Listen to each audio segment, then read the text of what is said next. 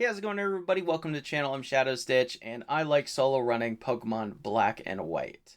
So last week we took on the game with the big man Crustle, and he actually did a lot better than I was really expecting him to, landing him a solid A tier placement. Which is pretty good. So this is our current rankings. We have videos for all of these runs on the channel right now. So if you see anything that piques your interest, there's a playlist down below. But first, be sure to stick around because we are going to be playing with the Vanilluxe-line today. So this is going to be our first ice type, which is pretty solid. Now, sure, the ice type is not really touted to be one of the better types in the game. It does hit some things pretty strong, and not a lot resists it, but it doesn't really have a defensive profile to speak of. It pretty much only resists itself, which, sure, why not? However, Vanilluxe has pretty solid stats for what it is. 110 special attack is pretty good. 95 attack is definitely very usable. It's not even really that frail. 71 HP is a little on the lower side, but 85 and 95 defenses are solid, and we even have a respectable speed at 79. We don't really have the best ability. We're rocking Ice Body this time around, so maybe if we set up some manual hail or we find some like overworld hail, we can gain a little bit of HP along the way, but it's for the most part probably not going to come into play. Move pool wise, though, it's pretty much where the good stuff ends. We have a bunch of ice moves, we have a few random normal type moves, and a ton of weird status moves. So yeah, we're not really, a coverage monster on the ice, on the level up move pool side, and the TM side doesn't really fix that either. We got Flash Cannon, so at least there's something, but without Fairy type being added to the game, it's not really going to be hitting anything other than other ice types, super effectively and stuff like that. We do have Return, which we can make some decent use for with our decent attack stat, but that's pretty much about it. There really isn't a whole lot going for this guy on the move pool side. So, of course, though, we do evolve up, so let's go ahead and take a quick look at the evolutions. Vanillite, on top of being absolutely adorable, is pretty much what you'd expect. We have actually pretty decent special attack and special defense for this point in the game. Mediocre attack and defense, pretty slow at 44, and pretty bad HP at 36. But it does start with Icicle Spear and Harden, so at least we have a decent physical ice type move, and with 50 attack, it's pretty respectable. However, at level 10, we get Uproar, which is a 90 base power special normal type move, which is very strong for that point in the game, which is solid. Along the way, we're going to get things like Icy Wind, we'll get some status moves like Acid Armor and stuff like that, which is good. And at 35, we'll learn Ice Beam, but we will also evolve up into Vanillish. So, Vanillish is, your standard middle evolution kind of thing. It's just a nice stepping stone up into Vanilluxe. It doesn't really get any massive stat increases. 80 special attack, I suppose it's not terrible, but it's, again, probably what you'd expect. So, overall, though, I'm not feeling super hot on these Pokemon, but I suppose that's a good thing because they're ice type. Hooray for dad jokes. Anyway, you see the rules on the screen right now. You can check out the description for more niche stuff, but yeah, I'm not feeling the best, like I said, but sometimes these Pokemon that you struggle with end up being some of the more fun and interesting runs. So with that said, let's go ahead, have some fun, and see how Vanilluxe does.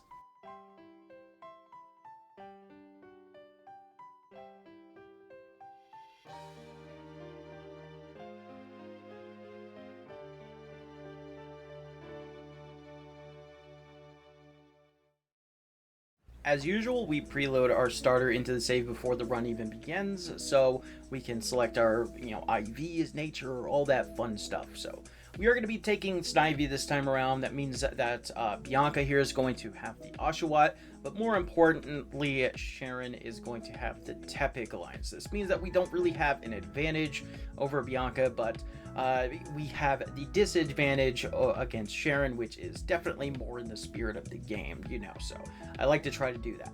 But as you saw there, we didn't really gain a lot of experience, and that's going to be yet another thing that's going to hold the Vanilluxe-line back, it has the slow level up group. So, and as you can imagine, it is one of the worst level up groups for a speed run, because we want to be able to level up as fast as we can. So that's definitely going to hold us back a little bit, but we have had at least one really solid performing slow level up Pokemon so far. Granted, it was Victini, and Victini is really, really good, but I don't think we're in dregs down there with Electros just yet. So that had a whole other host of problems. So we are going to be playing in winter, not only for the matching aesthetic with the ice type, but there is actually going to be some advantages to playing in winter that we can talk about later, and we can just get to that when we get to it. So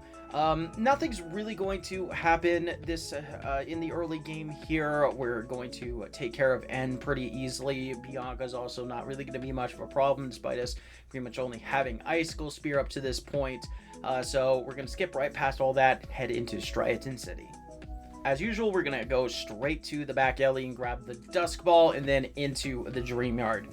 We're not actually going to pick up our monkey just yet, but we do want to get the experience here, because it's going to get us to level 10, where we can learn Uproar, which, like I said, is a pretty strong move for this point in the game, but with 90 base power, it has to have some drawbacks. So let's go ahead and meet Cheren at the school and see what those are.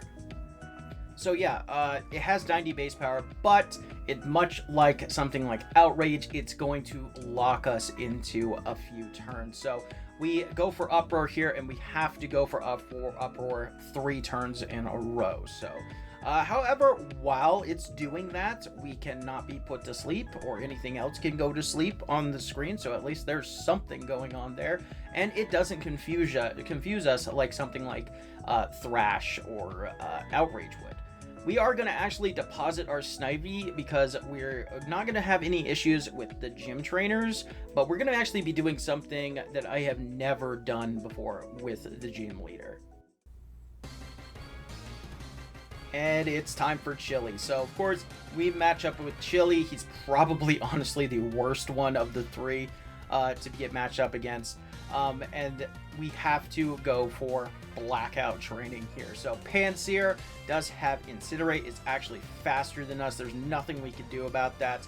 We can't even really rely on a berry, because he has Incinerate, which is going to burn up that berry before we can heal with it. So we actually have to do some Blackout training right here. So eventually we do get to level 13 though, and that's going to be our next damage running threshold, but also it's going to be our next big move upgrade. So let's go ahead and skip to that. Yeah, and just like that, 3 Blackouts later, we get to level 13, and we learn Icy Wind, which we're going to throw over Astonish, which I don't think we ever used. With this, we can actually hit the Pansear with an Icy Wind, meaning that we have the speed advantage, and now we can go for an Uproar. It doesn't actually even hit us with an Incinerate. He knew his fate, and there we go. We really pretty much only just needed Icy Wind so we can get that speed advantage and be able to go for consistent damage against him with Uproar. So really nice that we got that. Sure, we had to do some Blackout training, but sometimes when you got a slow growth rate Pokemon, there's not really a whole lot to do. So we're gonna get contracted by Fennel, go into the Dream Yard, finally actually pick up our monkey now, and then use him for Cut, which is of course the only mandatory HM use in the game, beat up a couple dudes in the Dream Yard, and then head towards Route 3. We're going to stop by the preschool, do a little bit of training. These kiddos do have a mandatory double battle. This is the only one in the game. And we have Icy Wind, which is a nice spread type move, which is good. So we're going to be able to easily knock them out. We're going to clear out the rest of the preschoolers here because they give pretty decent experience with their monkeys. Grab an Ultra Ball in the sandbox, and then it's going to be time for us to face off with Cheren. And Cheren, he has a good fire type move now in Ember, and he is leveled up closer to us, but he's still not really that competent at this point. We can just spam Uproar and do a bunch of damage. We even get the one shot in the Pearl Lane, very nice. So no problems right there, but you know, believe me, Cheren's definitely going to be more issues in the future. So, yeah, we're going to go ahead, meet up with the plasma dudes in Wellspring, kick them out, grab a couple HM friends, grab the glitched rare candy, do a bunch of extra training here on Route 3 so we can get as much experience as we can before Lenora, and then head into Nakreen City. In Nakreen, we're going to get the Chesto berries from the homie Cheren, and then head straight into Pinwheel Forest. So, Pinwheel is pretty standard. We're going to do a bunch of training right here, but I already alluded to it a little bit when talking about the moves, but we will actually be going for Hidden Power this run. Now, the way Hidden Power works, it is a TM gifted to you by Professor Juniper once you have seen a certain amount of Pokemon. We have to see 115 different Pokemon to be able to get to that, which means that we have to do a bunch of non-mandatory battles, and this is going to be the first one. This girl has a Cottony and a Petalil. She is the first trainer and easiest trainer for us to run into that is going to be able to have that. So that is 2 extra dex entries for us to get Hidden Power. Along the way, I'll point out other non-mandatory trainers that we get dex entries for. This guy, of course, he has 10 pulls, but he actually gives pretty decent experience, so we're going to knock him out. We're going to finish off the rest of the trainers here in the Pinwheel Forest, grab an extra ether, and then head back towards the town. As usual, we're going to deposit the rest of our team, spend a bunch of our money, because I'm fully expecting to have to do some blackout grinding here on Lenora as well. So there's that. N is no big issue. None of the gym trainers are either, so let's get straight to Lenora.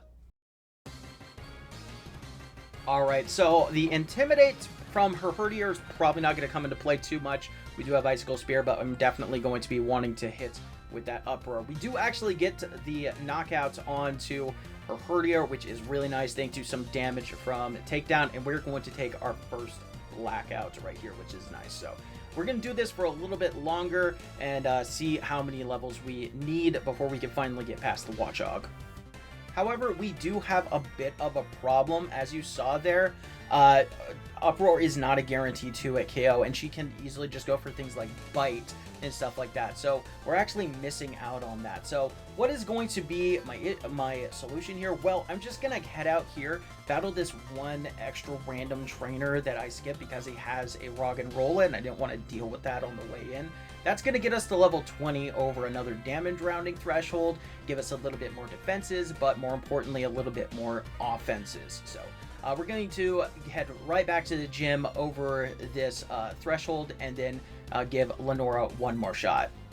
Alright, Lenora, let's see what we can do with level 20. So Uproar is going to come out. She does go for the takedown once again, and we do not that much damage. So she does try to put us to sleep with Hypnosis. Our Chesto Berry wakes us up, and there we go. We are actually able to get through first time with that. So Uproar coming in clutch. You love to see it. So there we go. We got our first badge. All we needed was that level 20 so we can just get past the Herdier more consistently. And I fully was expecting to be stuck there at the Watchog a little longer, but you know, sometimes black and white AI be black and white AIing, you know, so it is what it is. So we're gonna watch the Plasma Dude steal a skull for some reason and then chase them into Pinwheel Forest. Nothing that interesting really happens in Pinwheel. We do run into a random shaky grass Audino, so I'll take that. That's a nice little extra injection of experience that I always appreciate, especially with a slow growth rate Pokemon. So yeah, we're going to finish out the rest of the forest, knock out a couple of the trainers on the bridge so they're out of the way whenever we come back, cross the Skyra Bridge, and head into Castelia City. As soon as we enter in Castelia City, we're going to go straight up the first street and up this skyscraper right here on the left, and we're going to grab the rest TM. So this, of course, is one of the most useful TMs in the game. As you saw last week in the Crustal run, I definitely probably should be picking this up in most of the runs I do, even if I don't think I'm actually going to use it, because it can come in clutch for sure. We're then going to head up to the North Street here, pick up the Eviolite. This is going to be great for us because we are going to be an unevolved Pokemon for a very long time. So being able to boost our defenses for a while is going to be really solid. So before we head towards the gym, though, we are going to be heading into the Battle Company for a little bit of extra training. This is always a pretty great place for a lot of Pokemon that are struggling around Burgh or just want a nice big bunch of experience to come and get some. This guy does have Basculins, though, and they can actually do a lot of damage. They even have flinching moves. Thankfully, though, despite us cutting it really close against this dude, we are able to make it out and clear out the rest of the trainers. We end up being around level 25 when we get out. The Plasma guys obviously aren't going to cause any problems, neither are the gym trainers, so let's skip straight to Burgh. Alright, time for Burgh. So, he does lead off with the Whirlipede. It can potentially poison us with Poison Tail if it feels like it, but we have Uproar. It looks like it's going to be a 2-hit KO. It is, but it did hit us with a Screech, which is unfortunate. We do have to Uproar into the Dwebble because it lasts 3 turns. We get hit with a Sand Attack, which is really unfortunate, and then a really powerful Smackdown. But we do not outspeed the Levani, and thanks to that defense drop that we got from the Whirlipede, it's just going to knock us out, giving us our first reset, unfortunately. So we're going to give it another shot with Burgh. This shouldn't really be that bad of a battle, but maybe we just got a little unlucky. So we actually get a critical hit on the Whirlipede turn 1, which honestly is actually not good, but because we take even more damage from the Dwebble. We do make him use his Hyper Potions here, which is nice. We don't take a Sand Attack, so at least we got that going for us. Levani comes out here. It just misses its move and tries to waste our time with Protect. So we are actually able to slow it down with an Icy Wind and finish it off with an Icicle Spear on the following turn. So only one mess up there with Burgh, but you know, it happens sometimes. So pretty easy gym badge.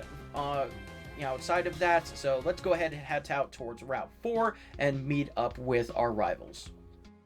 Bianca's really no issue. Sure, she has a couple things that can resist our moves, but you know, we have Uproar, and that's going to be plenty enough for us to win this. So we're going to clear her out. We're going to heal up at the Route 4 house. Actually do a little bit of extra training on these fishermen down here. They have 6 Basculins between them, give really solid experience, and then we can finally actually battle the real problem of this area, Cheren. Alright, Cheren, he is pretty much caught up to us now, though. Sure, he's a little lower level, but with that sand coming into play, that's not really going to help us. So we're actually going to finally employ Harden so we can boost our defenses before knocking out the Pidove. Pignite's going to come out here, and we just have to lock into Uproar. It looks like it's going to be a 3-hit KO, unfortunately. And with the sand chipping us down, he actually hits us with another. So we're only left with 1 HP, which means that even if we do knock out this Pansage, we will die to the sand at the end of the turn, and he still has 1 Pokemon left. So I just reset right there, and we're going to give it 1 more shot. So this should actually be a pretty simple solution. We just have to set up our defense a little bit more and hopefully take less damage from the Pignite. So we're going to Harden right here. Pidove is going to just hit us with a couple weak attacks, no big deal. And we do actually take quite a bit from the Pidove thanks to it going for an Air Cutter one time. But the real problem, of course, is the Pignite. We're going to Uproar. It's going to heal up a little bit. Does a ton of damage with a Flame Charge. But it doesn't hit us again, thankfully. And we're actually able to take it out. So Icicle Spear is going to come out, knock out the Pansage. We're left with 11 HP. Thankfully, Liepard just goes for pursuits, and we are able to actually win the fight there. If it went for Fake Out, I don't think it has Fake Out. Never mind. So we were good there as long as it didn't crit us or anything, which is really nice. So we're cutting it super close, but thankfully only 1 reset. We can pop a Repel, grab a extra Ether right here, and then head towards Nimbasa City. After chasing off the plasma dudes back into the amusement park, we get a bike and have a quick chat with Bianca. Then we're actually going to be doing something that we've never really actually done before. We're going to be going straight to the amusement park. Usually we stop by the Pokemon Center, you know, pick up return and all that fun stuff, but I don't think we actually need it for this fight right here, which is nice. And we're going to go ahead and have our date with N real quick. All right, so end time. So he leads off with a Sandile. That's not really going to be too much of a problem, obviously. We are going to be able to set up a couple of Hardens right here because he does have some things that I don't think we're going to be able to one-shot in the back. Darumaka comes out. We have Uproar. We got to lock into that. We still take over half from that Fire Punch, which sucks. And then even some more damage from the Scraggy, so... then we are left with only 16 HP. Sigilift comes in. It hits us with Psybeam. We're left with 1. But thanks to that Icy Wind speed drop, we outspeed on the following turn, and we're able to knock it out. Holy crap, that was so close. So there we go. So, all right, we're going to go ahead and head into the gym. None of the gym trainers are going to cause too much problems outside of some annoying paralysis nonsense. But without too much hassle, we're right in front of Elesa.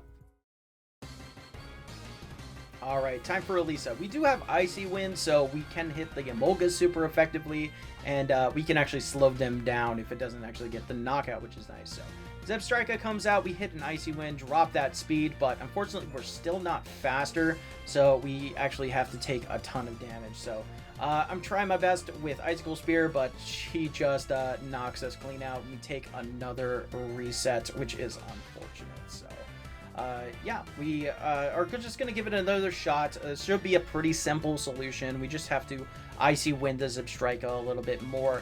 No real big deal right there. So, Emolga's going to come out. Volt Switch actually still does a lot. Still does like a quarter.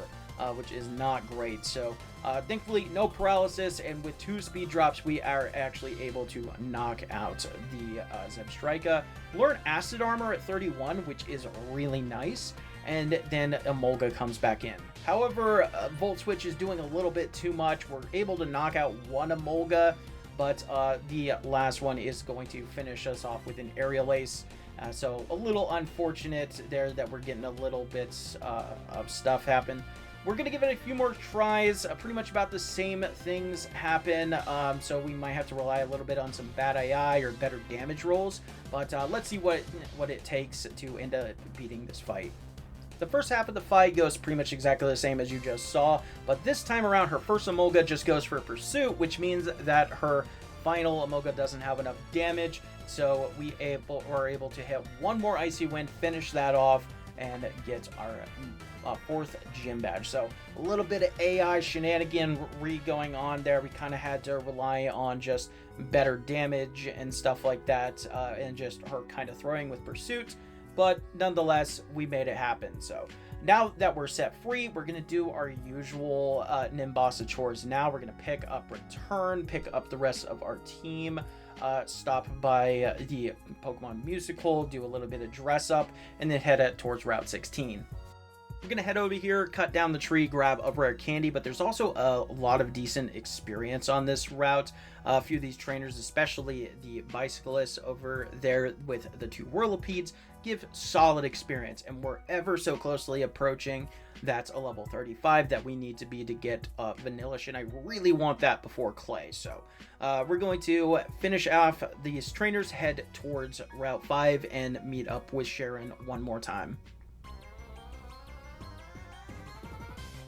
Alright, so let's do this. So we have Acid Armor now, so we can actually double our defenses with each setup now, which is nice. So we're going to set up to +4 with the Acid Armor, start Icy Winding. We do get hit with a Torment, which means unfortunately we have to switch up our moves. However, Uproar ignores Torment. Once you hit Uproar, it's going to continuously keep attacking with Uproar, because it's kind of like Outrage and Thrash, you know, it's going to always go for those different turns. So thanks to that, we are good. We can just waste our time a little bit with Tranquil going for Detect, because of course it does, but eventually we knock it out, which is nice. So we can head over here, beat up a couple toddlers, knock out the Sigilif trainer for some decent experience, and then head into Driftveil City.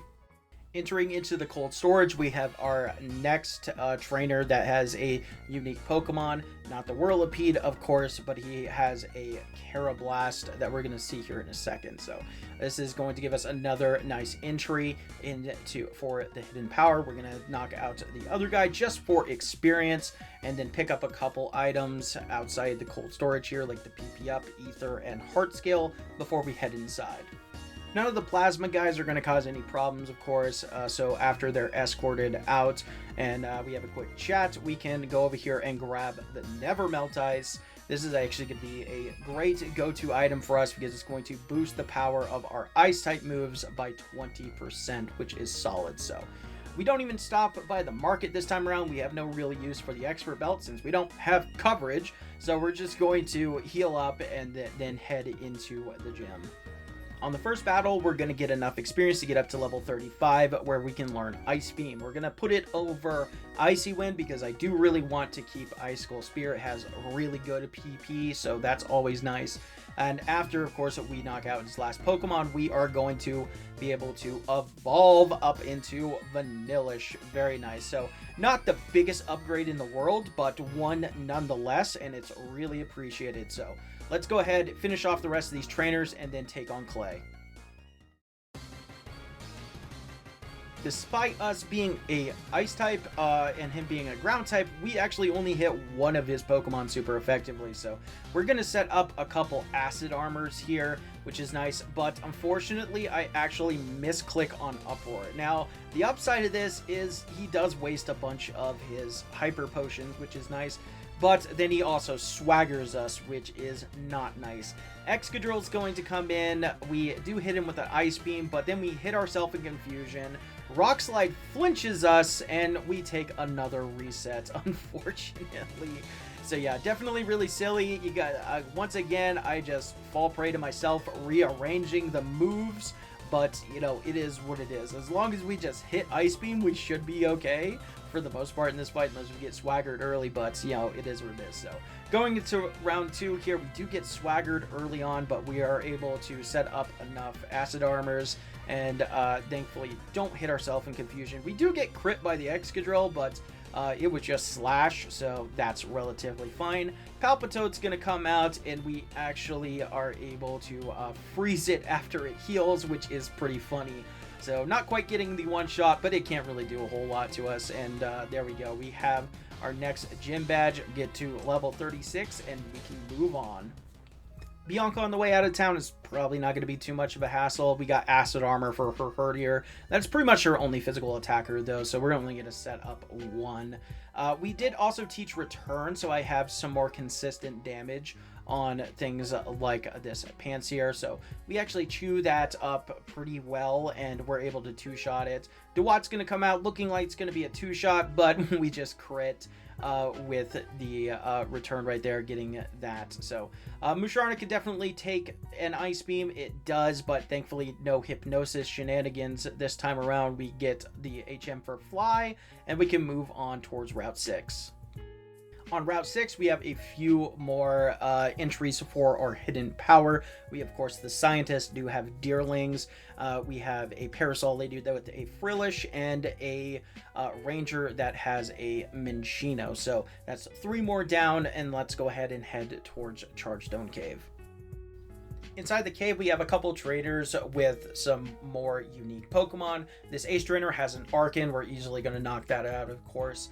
There's also a hidden elixir up here that I usually skip because I don't want to have to deal with him running around and stuff like that. But we battled him, so might as well grab it. We're going to head down towards the basement. Right before the gauntlet, we're going to battle the Doctor. He has a Swadloon, so another entry, but also is going to allow us to heal. About halfway through the gauntlet, we're going to take a trip downstairs. We don't really need anybody down here for Hidden Power entries, but they give really solid experience, and we get to pick up a rare candy while we're down here.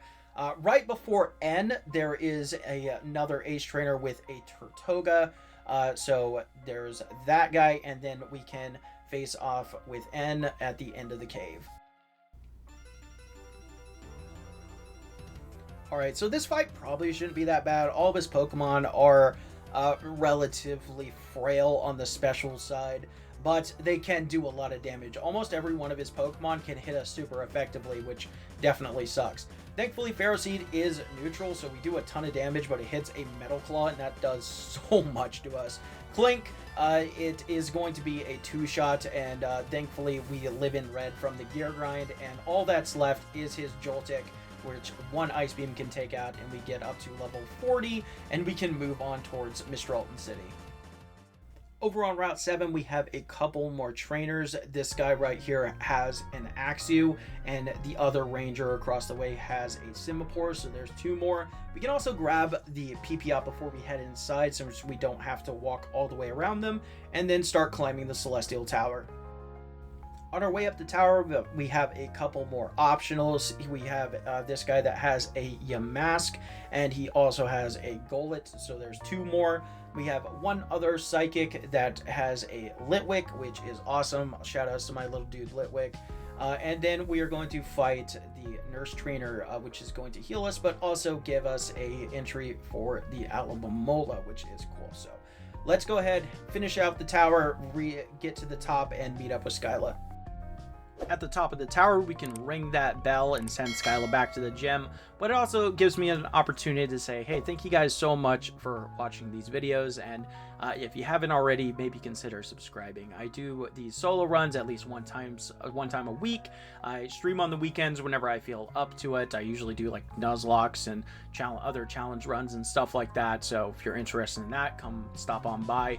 I know it's always cringe when YouTubers say like, well, like 90% of you aren't subscribed and stuff like that, but funny internet number going up does make me feel good, so if you can do that for me, I would super appreciate it. So anyway, let's go ahead and knock out the rest of these trainers in Skyla's gym. We're in Ice type, they are flying types, nothing's going to be the problem. Let's face off with Skyla.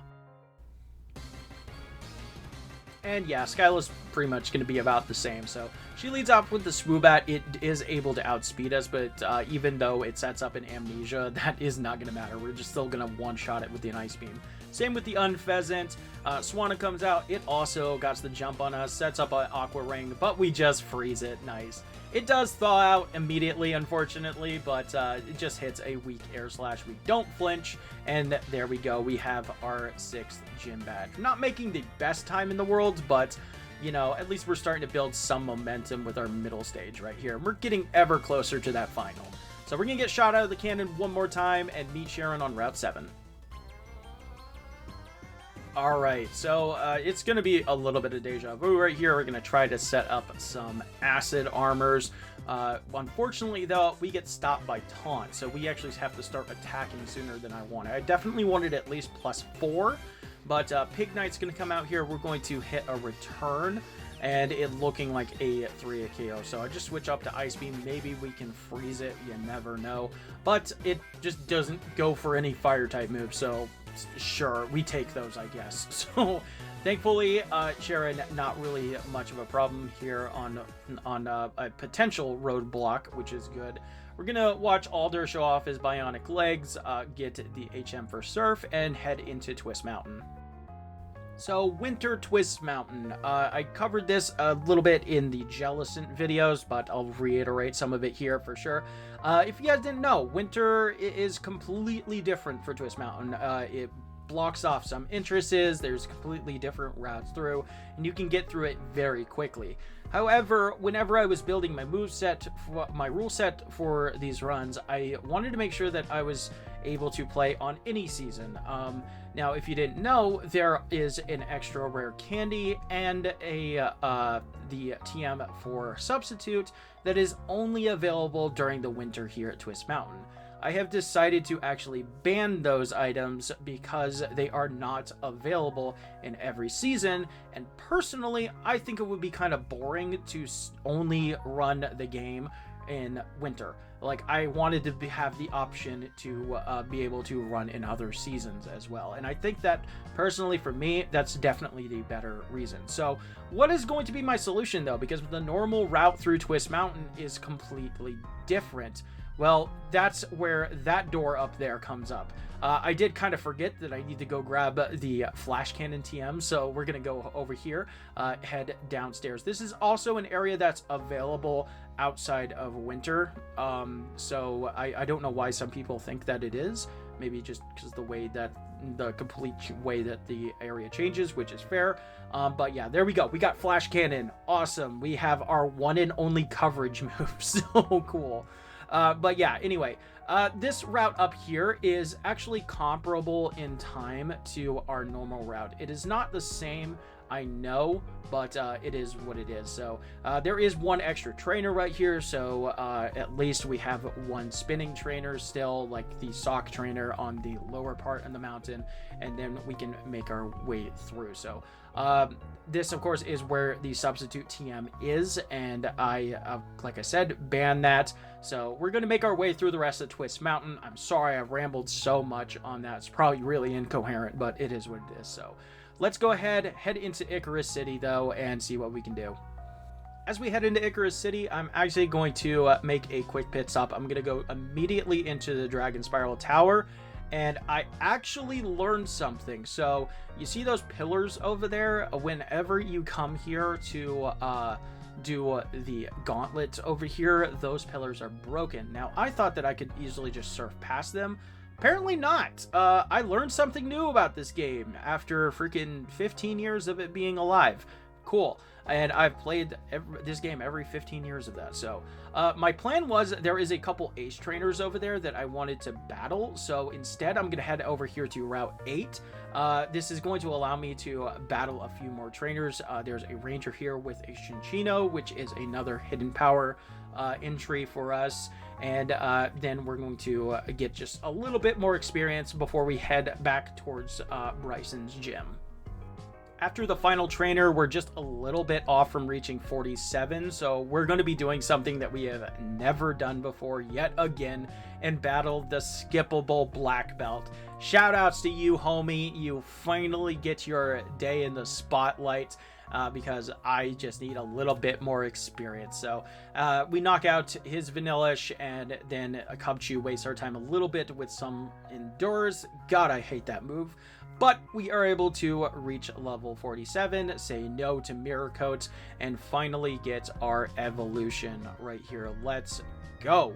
So yeah, we got our final evolution right before Brycen. Let's show him up and show him what a real ice type can do.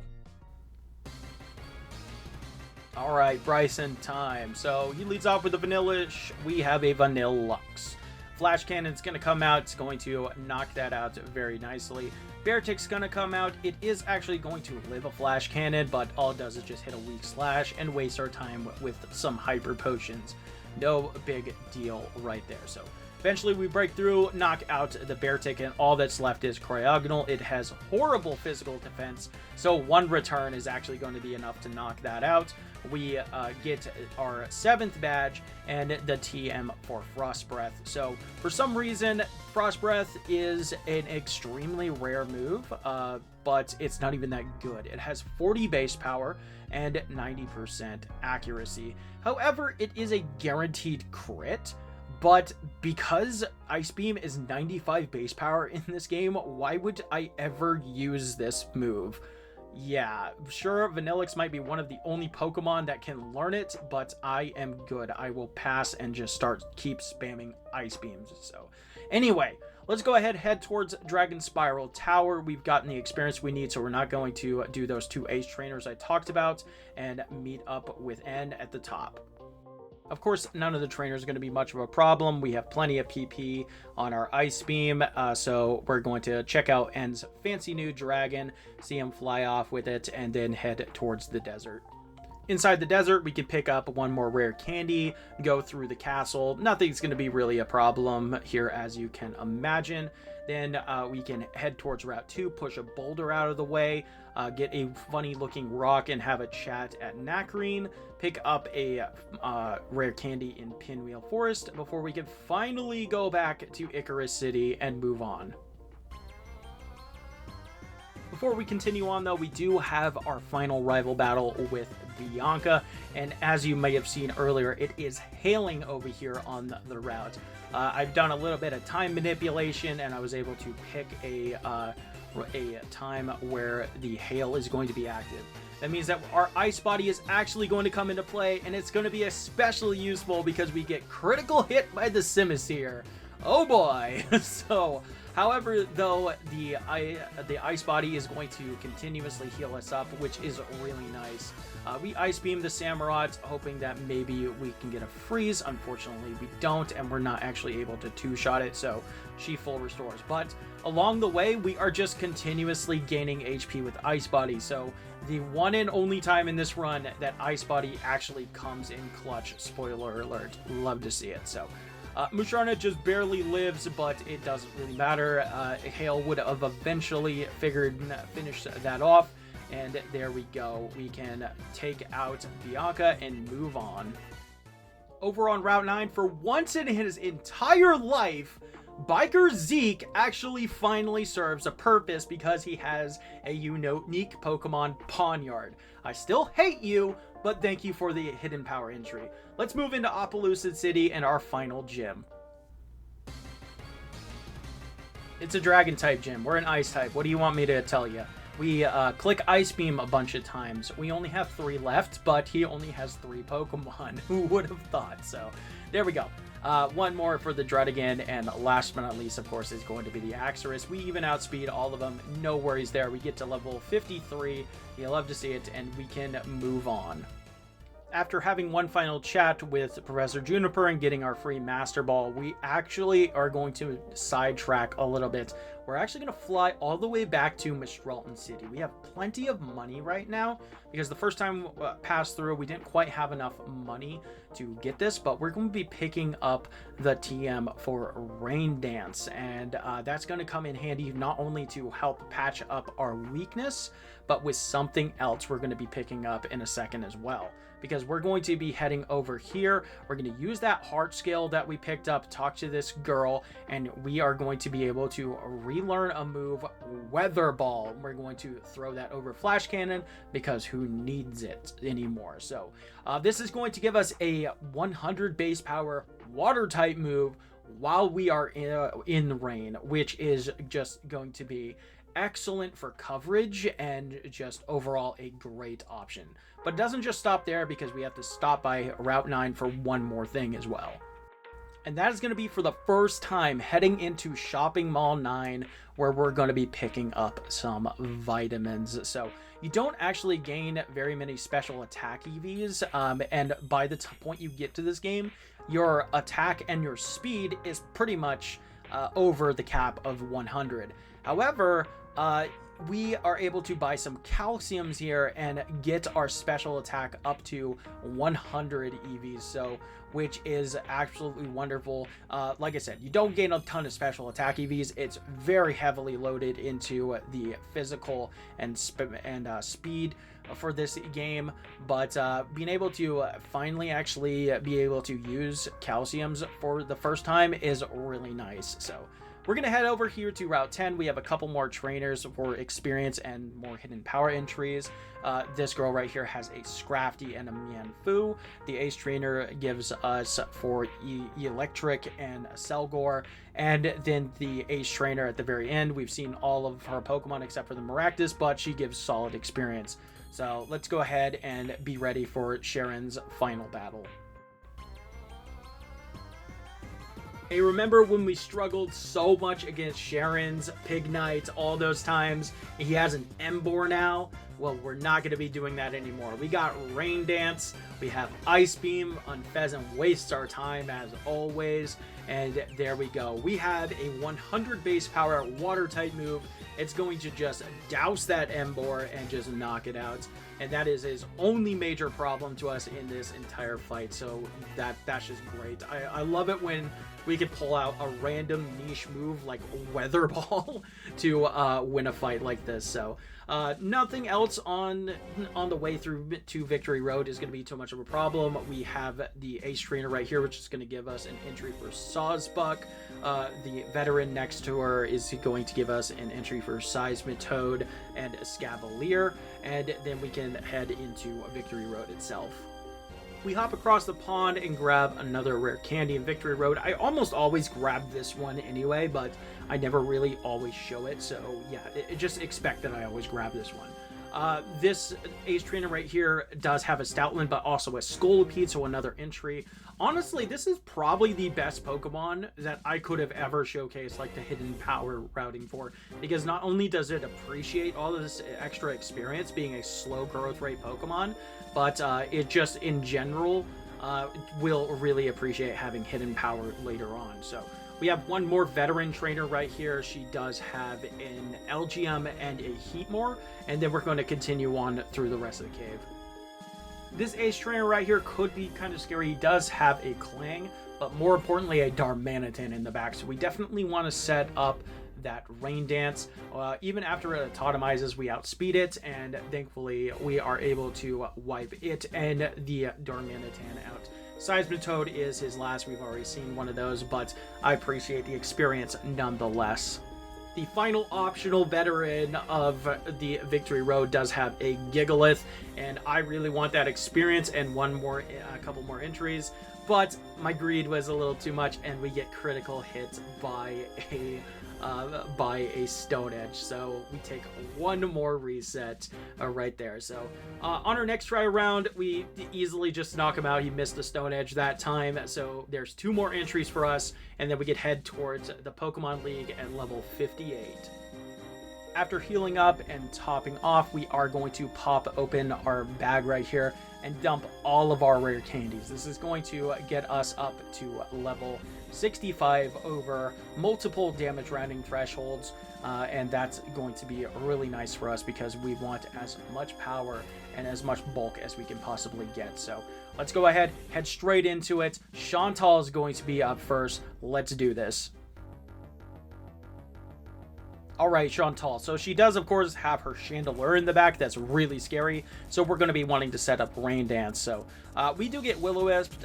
It's not really going to help hurt our offenses, but it's really going to be annoying with that chip damage because Burn just does more in Generation 5 than it does nowadays. So Golurk is obviously not going to be a problem either, but of course we do have Rain up, which means that Jellicent is going to get a boost to its water type move. So Brian's going to come out, does a ton of damage, and we don't even do half with an Ice Beam, which is not good. So let's go ahead and give this another shot. Maybe we can hope on a Will-O-Wisp miss or something like that.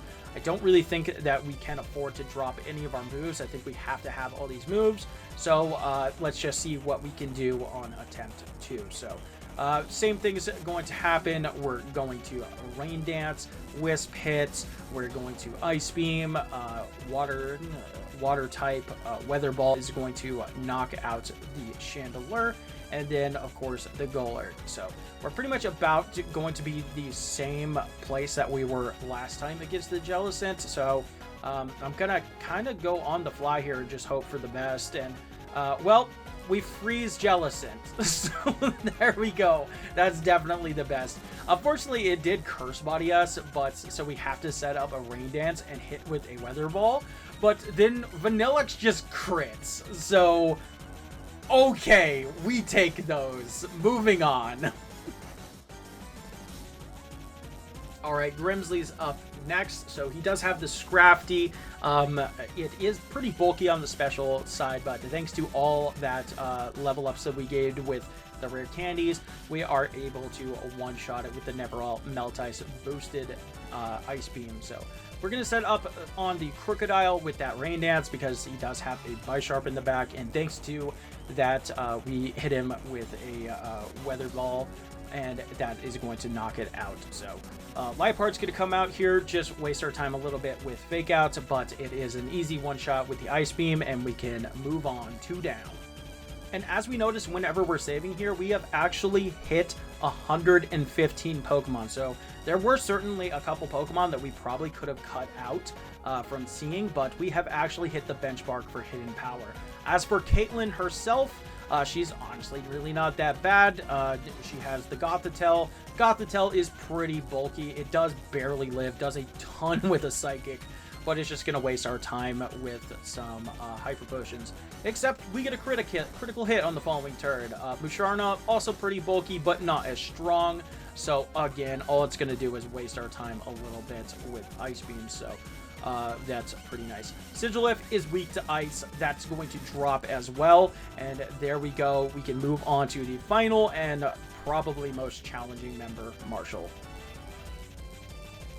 All right, Marshall time, and he's pretty much the entire reason that we hung on to Acid Armor this long. So we're going to Acid Armor up and go all the way up to +6. He's lowering our speed and stuff like that, but we should still be able to outspeed something. So Stock's going to come out. It's going to outspeed. It does absolutely nothing with a Stone Edge, which is nice.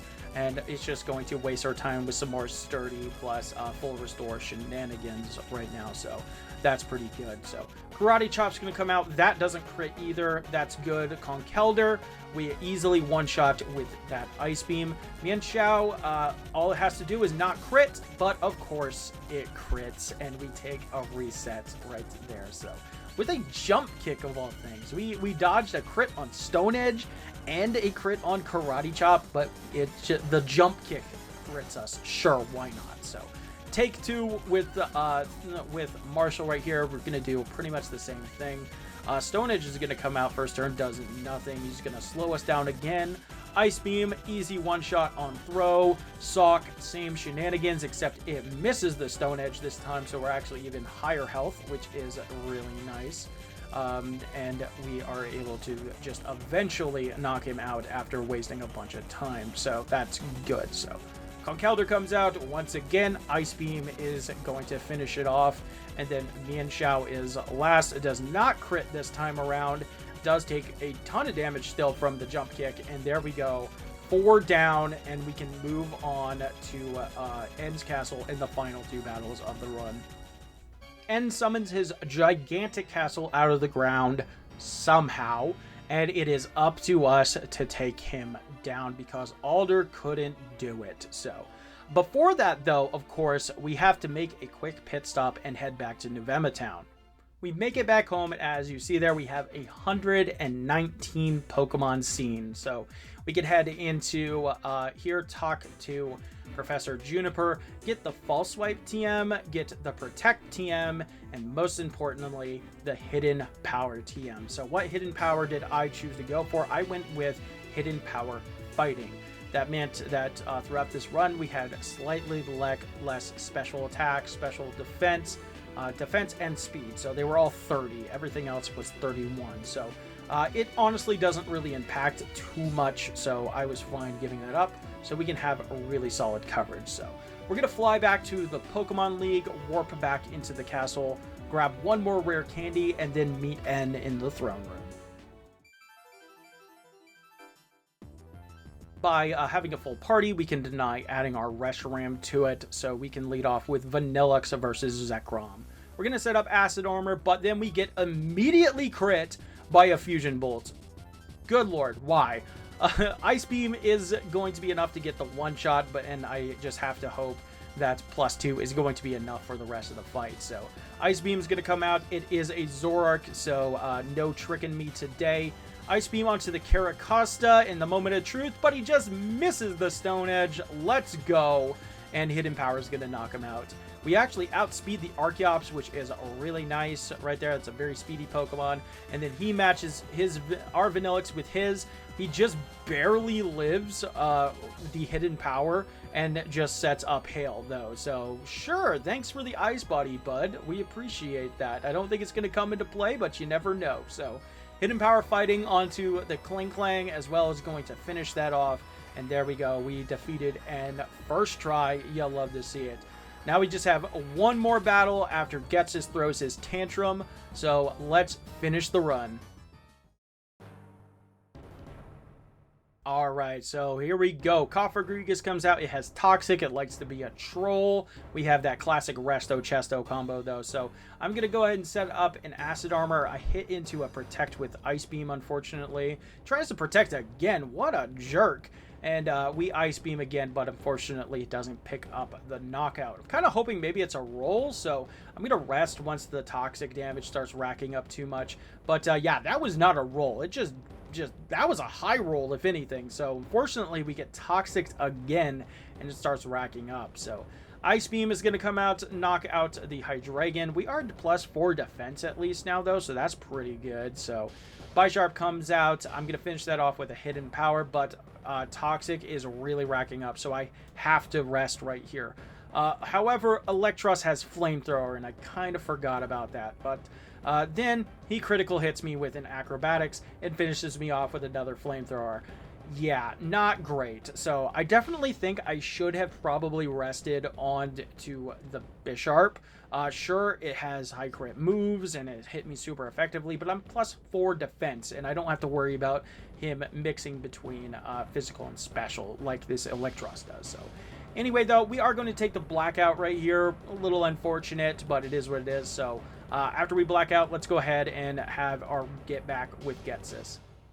All right, run it back, Ghetsis. All we got to do is just, you know, not play like crap. So we're going to go straight for an Ice Beam. Maybe we can get a Freeze or something like that. We don't, and we do get Toxic, but that's okay. So he's going to full restore. We're going to Acid Armor up, and we're just going to keep going on the offense. Ice Beam is going to bring him down into the red again, but surprisingly enough, Ghetsis only has 1 full restore. So after we Resto-Chesto right there, we are ready to go once again.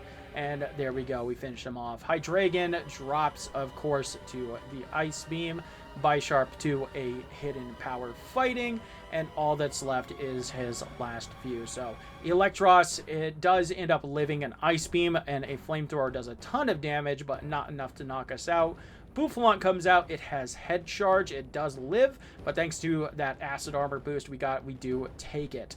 Seismitoad is his last. It also lives in Ice Beam. Muddy Water brings us down to 10 HP, but we just barely hang on there, get up to level 69, and very nicely finish this run. So a little bit of a hiccup at the end there. Yeah, that was just poor play on my part, but you know, you sit here and you play a run for 2 hours straight, you know, the end game sometimes you get a little tired, so it is what it is. So we do end our time at the end of End's final dialogue right here when the credits start. So yeah, but Vanilluxe, what did I think? Yeah, this was a bit of a struggle, kind of about what I expected, honestly. I did not expect another Electros. Thankfully, we didn't get that. But with a final time of 2 hours, 25 minutes, and 19 seconds, 9 resets, and 8 blackouts, yeah, this is about what I expected. So it's a slow growth rate Pokemon that evolves late and doesn't have a particularly powerful early game. So yeah, that's a little rough for pretty much any Pokemon to do. So that said, though, not half bad. Sometimes a Pokemon doesn't have to be the best in a solo run context to still be a cool Pokemon, and I think Vanilluxe really shows that. So, however, though, where does he land on the rankings? Well, let's bring him in right here. He's actually going to take the top spot of D tier over Garbodor right now. So, not the best ranking in the world, but, you know, who knows? Maybe someday I can come back and improve that a little bit. I don't think he's going to improve too terribly much, but, you know, it is what it is. So, let's go ahead, finish up these credits, and see our final in-game time and wrap this up. And there we go. We got a final in-game time of 5 hours and 35 minutes. Not too bad, if I do say so myself. So, Vanilluxe, like I said, it's about what I expected. It's a pretty cool Pokemon, but I'm really happy that I was able to showcase a lot of really fun stuff, especially Hidden Power. That just goes to show you like how much planning and how much effort it takes to get Hidden Power in this game. But you know, even after the league is done. So, however, though, I'm not stopping there, because next week we're going to be taking on the game with Zebstrika. And yeah, sure, it's an electric type. It's you know, arguably a better typing, but that also has its own issues. So I hope you come back next week where we're going to be checking out the game of Zebstrika. It's a very cool Pokemon, and we continue to build the tier list here and improving in our gameplay, hopefully. So anyway, that is going to be it for me today. Thank you guys so much for stopping by and watching these videos. I really appreciate the growth on the channel and stuff like that. And with that said, like, comment, sub, all that fun stuff. I love you all. Deuces.